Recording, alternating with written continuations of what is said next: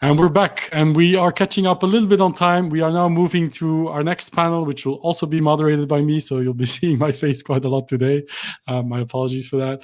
But I'm very pleased to also have a couple of colleagues joining for the media panel to also talk about the perspective from journalists covering the tech and startup ecosystems here. So I'm very, very delighted to be joined by Oana from Romania and by Irina from Bulgaria, and also by my esteemed colleague Andriy, who's originally from Ukraine. So hopefully we can bring them on board straight away. Hi Irina, hi Andriy. We're still waiting for Oana, it seems. But in the meantime, Irina, can you maybe give us a little bit of an introduction about who you are and who you work for? Hi, Robin, and thanks for the invite. It's actually quite exciting to talk with colleagues about the startup ecosystems in Central and Eastern Europe. I'm more of a specialist about South and East Europe, and because of that, we created just something like a month ago a new media platform which is covering the happenings, the trends, the heroes in the Southeastern European region, in the Balkans.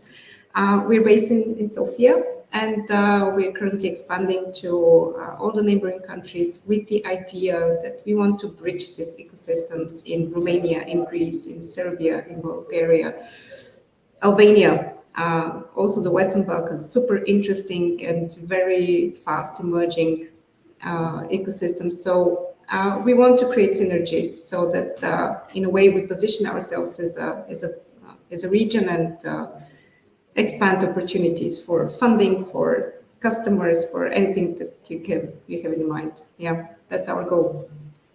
Fantastic. Well, thank you so much for joining, and we'll have a conversation about all of that next few minutes. Andriy, welcome back. Maybe you can give the audience also a bit of an introduction about yourself. Thank you. So yeah, I'm Andriy. I work with Robin every day. Can you imagine that on TechU? Lucky bastard. I also, yeah, that's exactly what I meant, right? So yeah, but also I am indeed born and raised in Ukraine. So part of the CE in my definition at the very least. And I used to be writing a lot more than I do now about this region. I used to have a separate blog about it called Proceed.to. And when I was actually starting my career as a journalist in the English language, this was my beat. Back at the Next Web, where we also worked together with Robin almost 10 years ago. So yeah, I'm still very interested in what's going on in the region, and I'm very happy every time that we at TechU run a story about a new funding round or an acquisition or something good happening in the region. Yeah, which is also happening quite increasingly, as we can see from the data that I presented earlier this morning as well. By the way, prepared by Andriy, so thank you for that as well. Irina, what you didn't mention is that you were previously also involved with a media organization called Trending Topics. So that gives you sort of a perspective from both sides. Why did you feel the need to kickstart your own? That's quite interesting. So I actually spent like 11 years in Vienna. So I was an expat for quite a long time. And I happened to meet Jakub and Bastian already in Vienna. And we had this similar vision that we want to expand the newsroom to new markets. And at some point I decided, hey, I'm going back to Sofia. I think it's quite interesting what is happening there and I want to be part of it. So I suggested to them that we open the newsrooms, and we've started very hands-on, something like I think 2.5 years ago. But at some point we diverged from the perspective of how we want to develop the newsroom here in Southeast Europe. And this is why I decided that we should go on our own and create a company which has the support of the local ecosystems. By definition, somehow media is very local still. And I believe that the more you engage with local stakeholders, the more you have their support, the stronger base you can have in reporting on this region. This is my experience. Yep. Andrew, what's your view, sort of from the inside, about the local media presentations, I guess, for the CE region? I think this has been the case for a very long time, that the local media is basically the media, the only media that talk about the entrepreneurial and startup ecosystems in the region. So, and that was the reason why I started writing about it back in the day, just because I saw that there were so many news stories coming up, and obviously I was most looking at the country I'm from, at Ukraine.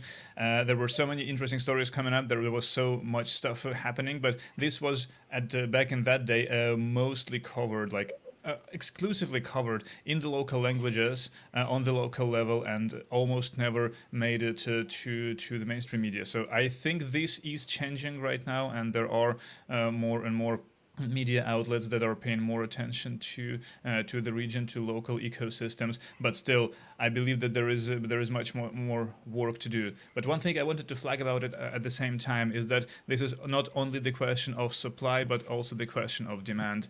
And for example, for English language publications that aim to cover the region as a whole, be it CE or be it even bigger parts of Europe or Europe as a whole, there are not the audience is not as big sometimes as you would find in these local markets. Yep. And this is exactly where we are at, because we're reporting mainly in English, and by this we're sometimes automatically excluding those who are not used to reading in English from the local markets. At the same time, we are probably one of the few media outlets here who are giving visibility to this process here, to these ecosystems internationally. I see no competition between local media in the local language and regional media in English, sourcing stories directly from the ecosystems. We have different missions, and I would say that since we started reporting in English and sourcing the stories still locally from these ecosystems, there's been a change. I think, like, I don't want to be too modest, but I would say that in a way, the fact that we're reporting about it has changed the perspective and gave a bit more attention to the region. Fantastic. What's also fantastic is that we have Oana from Startup.ro finally joining us. Oana, I will bring you up on stage in a second. There you are. Hello, Oana. How are you? You're muted, unfortunately. Hello, guys. Sorry for being late. Had a bit of problem with the connection. No worries, it happens. And we were just getting started, so we can still go to your introduction. Maybe give us a little bit of an introduction, who you are and what you do.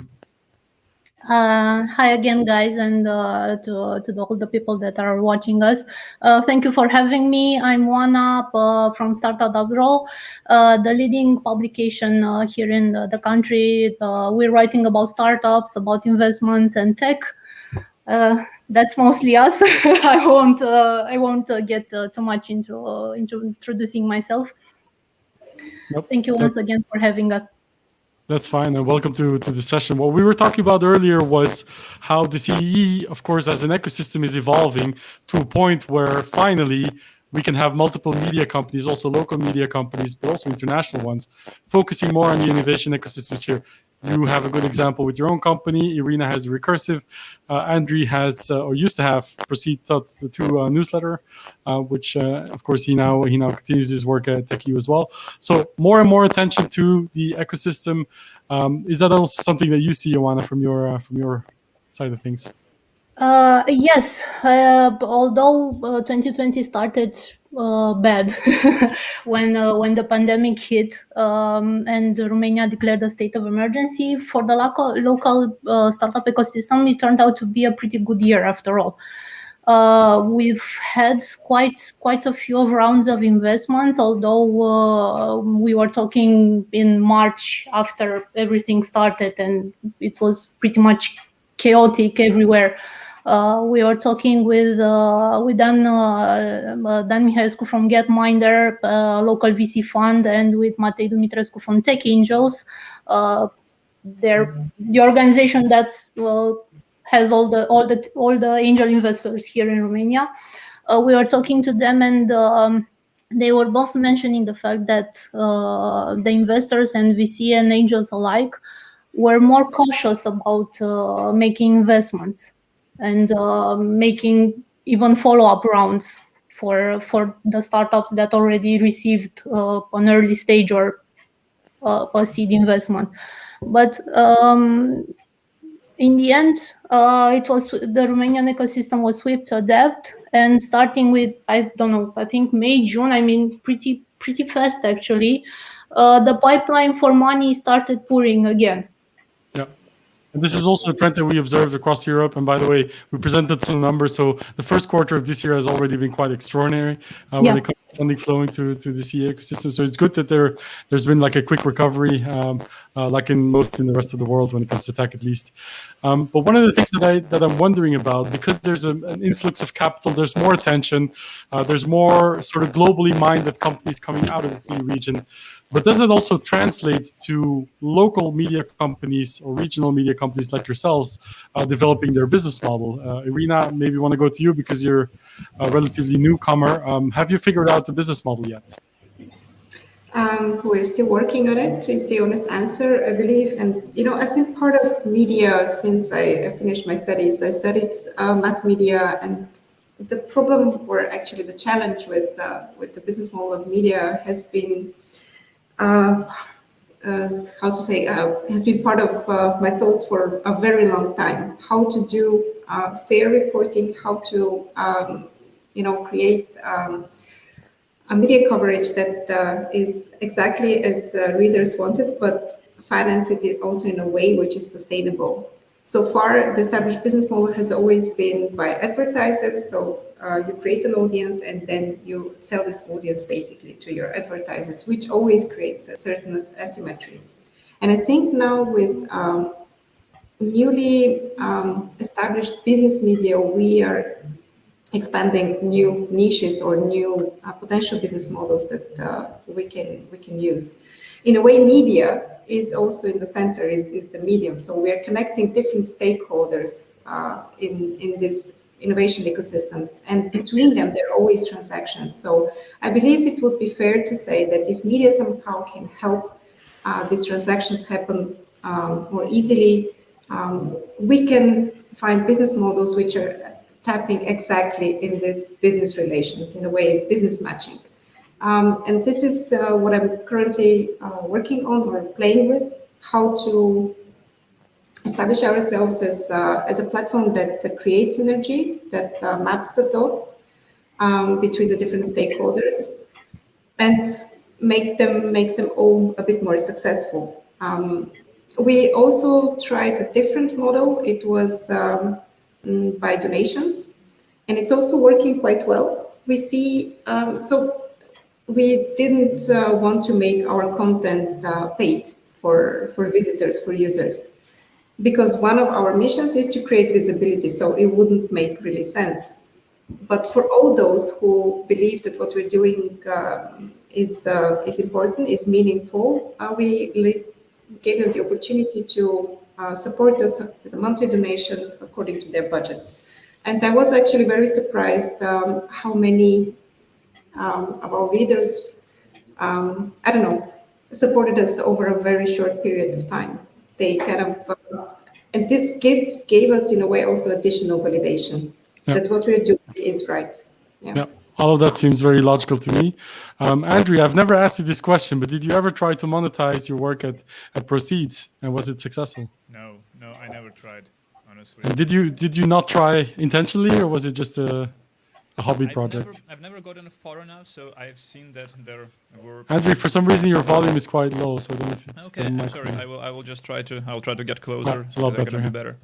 But yeah, I mean, I've never gone far enough in terms of the audience. It's a very niche audience, one way or the other. The CE, and somehow it was sort of a passion project all the way. And I was thinking mostly, if I were to do it at any point, I would probably go the way of donations, a Patreon sort of campaign. This, I think, is something that works with this sort of niche projects. But at the same time, I'm really wondering. I'm sorry if I can get back to you, Irina, for a second. Why did you decide not to go with a subscription model? Why did you decide not to ask people to actually pay for your content? Because we are actually covering two two parts of the ecosystem. So one is internal, giving visibility amongst the different stakeholders in Bulgaria, in Romania, in Greece. And the other one is actually promoting them to international stakeholders, let's say VCs from the US, Asian stakeholders, more and more interested also in what is happening in Southeast Europe. And I wouldn't expect them to pay for content. In a way, we're the stage where each of these, maybe still very small players who have been invisible for quite a long time, part of a black box that no one really knows what is actually happening here, we're giving them the stage to claim their spot on a global map or on a European map. And this is why I believe that in our case, a model like that would be premature. Makes sense. Juana, what are the ways you're trying to monetize Startup.ro? We're also free. We don't have a paid a subscription model. Romania is kind of like Bulgaria at this this thing. Romanians are not so likely inclined to pay for content or to pay for different services, and media, unfortunately, is one of them.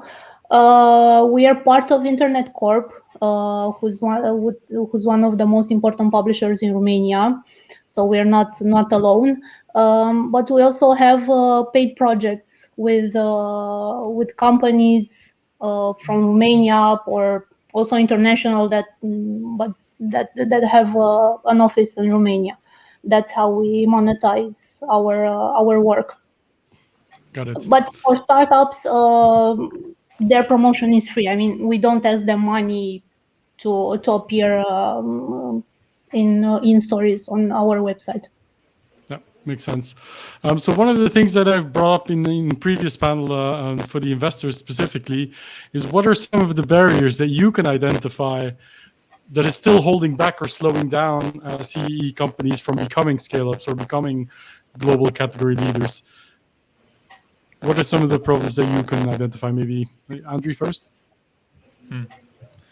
I mean, there are already companies that have become category leaders, as we all know, and you've also mentioned them in the morning. And again, I think to answer this question, you really need to look at the region, but look at different countries. Like if you look at Poland, for example, like most of the scale-ups in CE are coming from Poland, as we saw. But at the same time, very few of them are actually international. Very few of them have scaled up internationally too far, just because Poland is a big market in itself. That's my guess, once again, right? So I think if there is something that stops these scale-ups to actually scaling up internationally and become category leaders globally, or at least in the European level, is where the local market is too big and too tempting. You know, it's just too easy to scale within this market and then sort of maybe become complacent in a way, or just, I don't know, like an ambition, for lack of a better word, to scale up farther than that. At the same time, Estonia, if we look at it, it's a tiny country with like 1 million something the population. Then of course there is no internal market, so in there, if you are a successful startup, then you are by definition already international. So I guess it's the internal market for first and foremost. But correct me if I'm wrong and add anything if I have forgotten something. Yes, Irina, maybe. I can partially agree with what you're saying, Andrea. I believe that smaller markets, that are more or less founders from small markets are more or less forced to scale very early in their development, especially if they're coming from emerging markets or markets which are very where people are not that ready to pay for certain products. At the same time, I believe that this is shifting very fast now. Over the last 10 years, there has been a very intense maturation process in these countries. And one of the reasons for that has been the accumulation of knowledge in the tech sector. There was a lot of talent. And in the beginning, most of these countries, they were famous for pure outsourcing. And over the past, I don't know, like 5 years, they started learning also how to build products and how to make innovation and gain certain confidence that they can do it themselves. So this is right now shifting very, very fast. And I think this is the reason why they're more and more fast scaling companies and unicorns also coming from this region. This is on one hand. I think also the second part is that at least this is my personal impression, but I think in ex-communist countries there hasn't been much tradition in education when it comes to marketing, sales, business development, management also. And this has been something that the local ecosystems had to learn the hard way, and to learn it also very street smart on within their certain realities.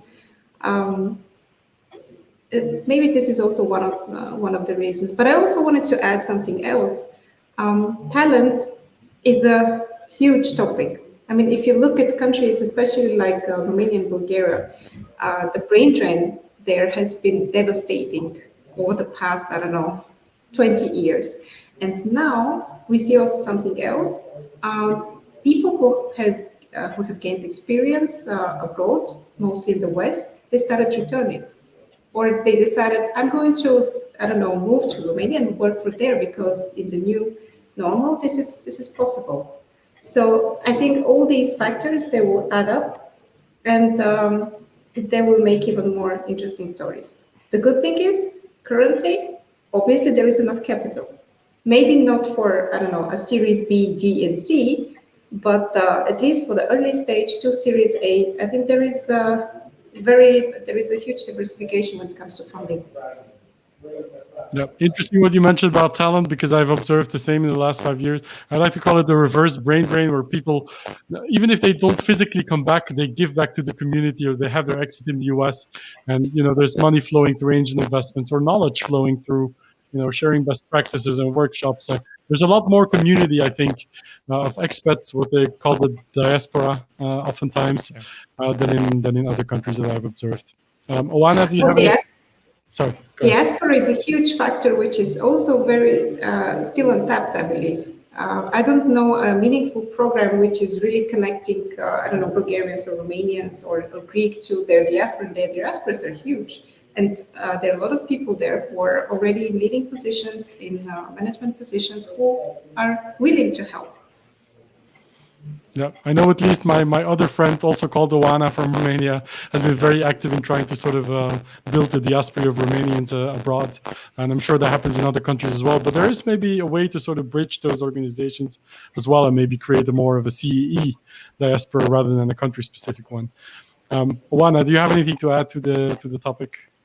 I'm going to start with what Irina said earlier about the diaspora. In Romania, there's a program for state-funded. It's called Diaspora Startup, and it's aimed at encouraging Romanians that live abroad to come back to Romania and start their own businesses here. So we kind of have something that's helpful for them.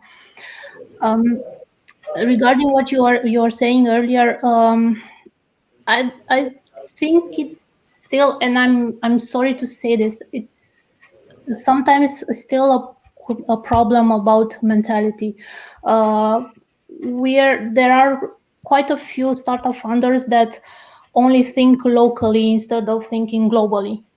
Don't get me wrong, there are plenty of startups that have already started in Romania and have businesses abroad, or are expanding abroad, or started already with Romania. They're not even thinking about Romania as a client, or as Romanians for clients. They're already thinking about going abroad, and we have examples, and we have investments in startups like this. Also last year in 2019 and 2018, there are quite a few. I mean, I can give you some examples. We have Questo. It's a travel startup, and they're present in, I don't know, over 100 cities, I think, worldwide with the app. They're the people that are using the app, they can discover unknown parts of the city, and it's in a playful way. It's sort of with some elements of gamification.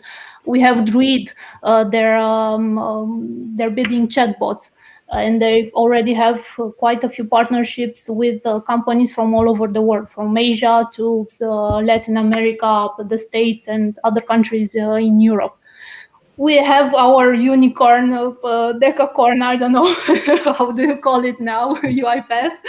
It's some kind of corn.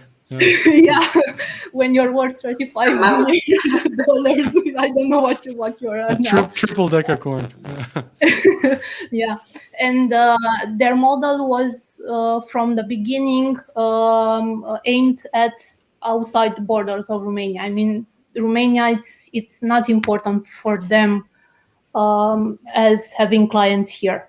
It's somewhere in the bottom for the funnel. So we have players that we have startups that are going directly worldwide, or are starting locally and expanding their vision to all over the world. But there's also quite a few founders that are still thinking just locally, and that's it. And we have a talent pool quite impressive.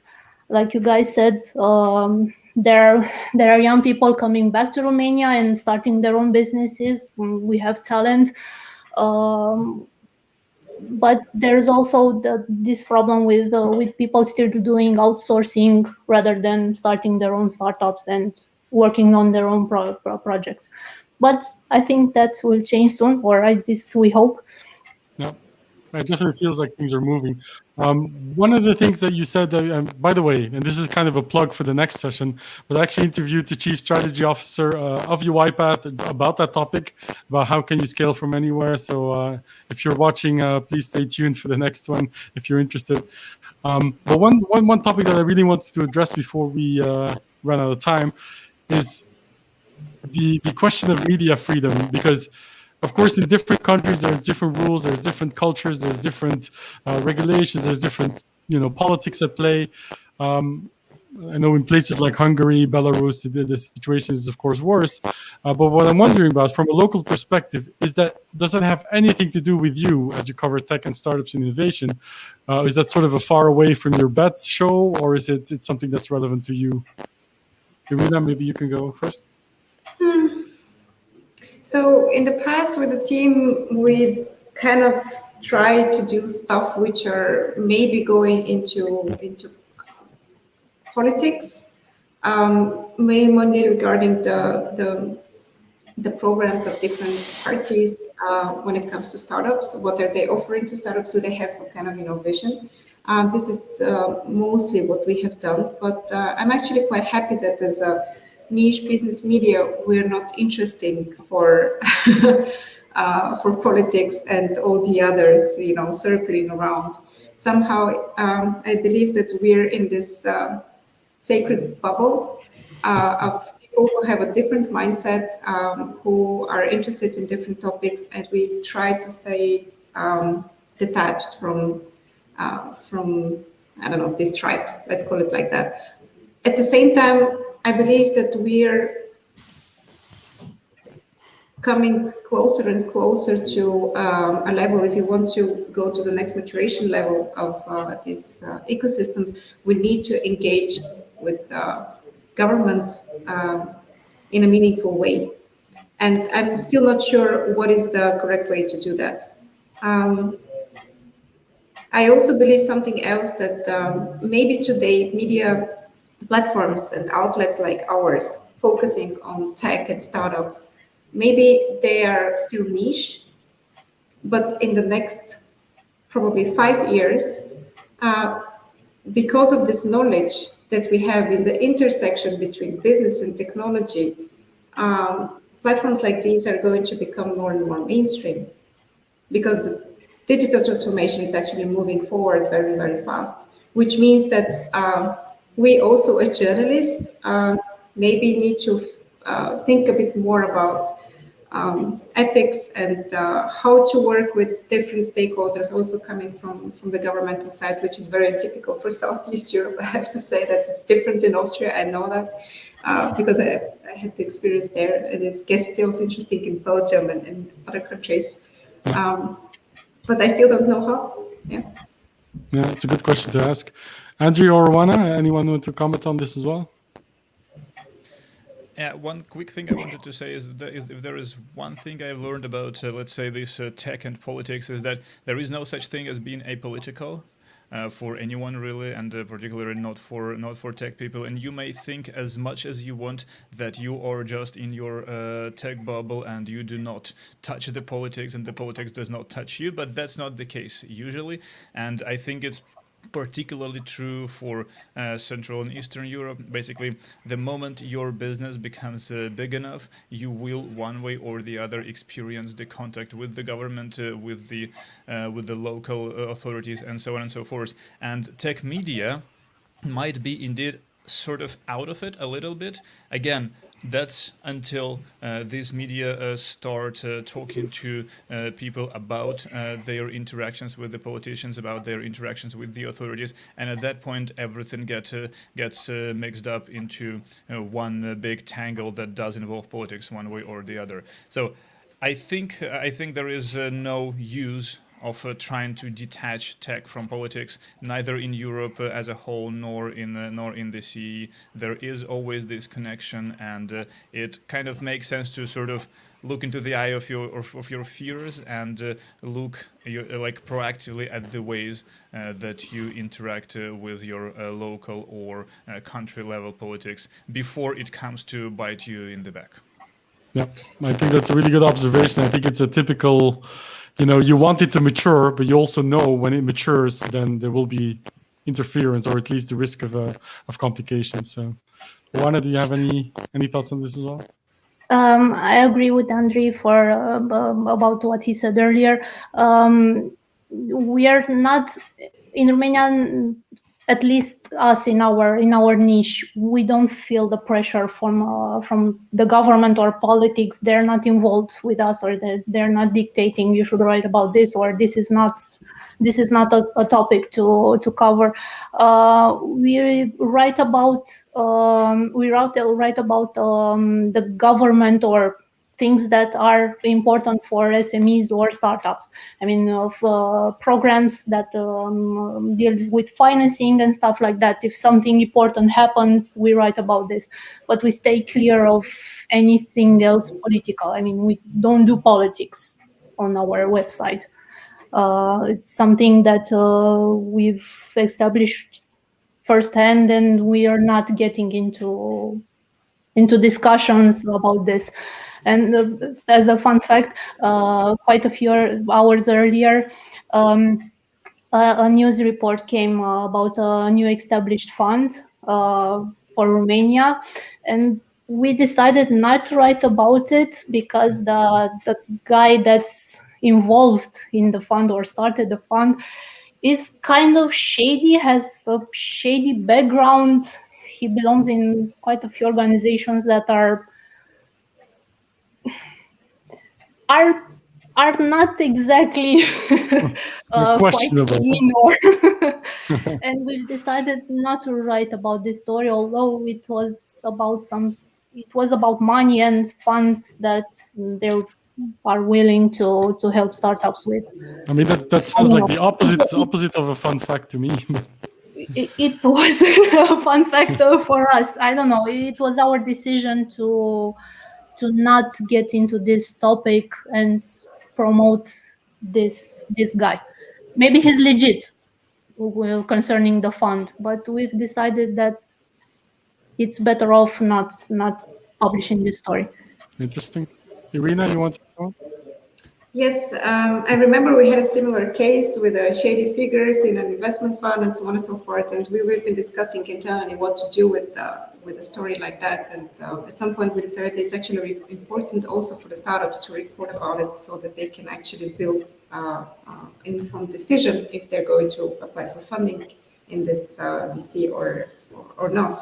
So I believe that it's very alluring to write about success stories and deals and exits and unicorns. And I see that in our newsroom as well. At the same time, the audience that we're serving, they are the leaders of this new economy, and they're those who are going to build the future of these countries and of these economies here. This is at least what I believe. So in a way, as a media, we are responsible for making certain facts known to the public, and maybe sometimes be not so, how do you call it, toothless?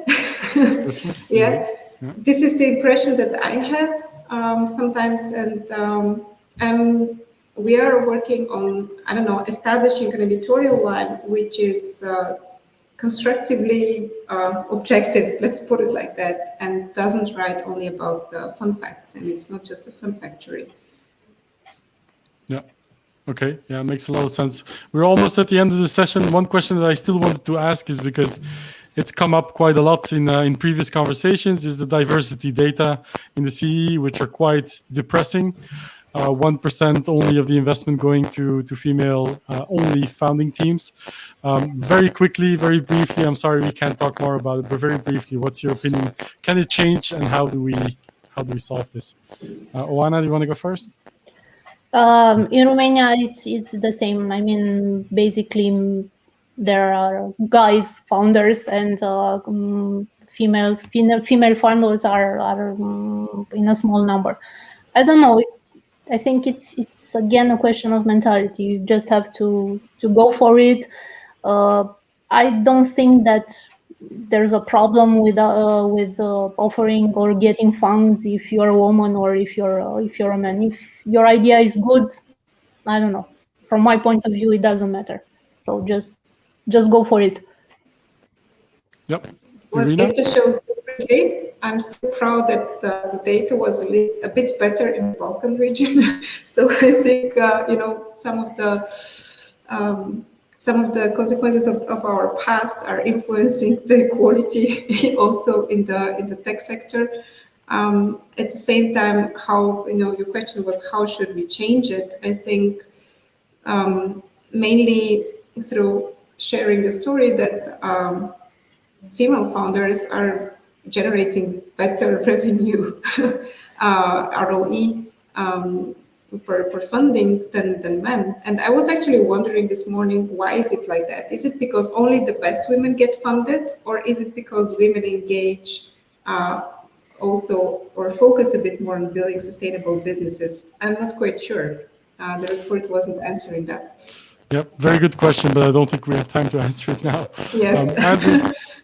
Andrew, maybe closing thoughts on this? Sure. Yeah, the only way we can actually answer this question with data is by getting more and more female founders and actually keeping comparing them to the rest of the pack and seeing whether they're still faring much better. So I think the problem, like, there is no one place or like one part of the ecosystem where you can just focus on and solve this problem, because I think it just sits on all levels, from the school education to having role models for younger women, younger girls, basically seeing that it is a viable career choice to become an entrepreneur. It is an acceptable career choice to become an entrepreneur, and from there you go towards the actual entrepreneurial education for everyone, not just females, and then of course you go to the entrepreneurial culture and to VC culture to see whether there still is a boys club that's much more likely to invest in male founders than females, and sort of trying to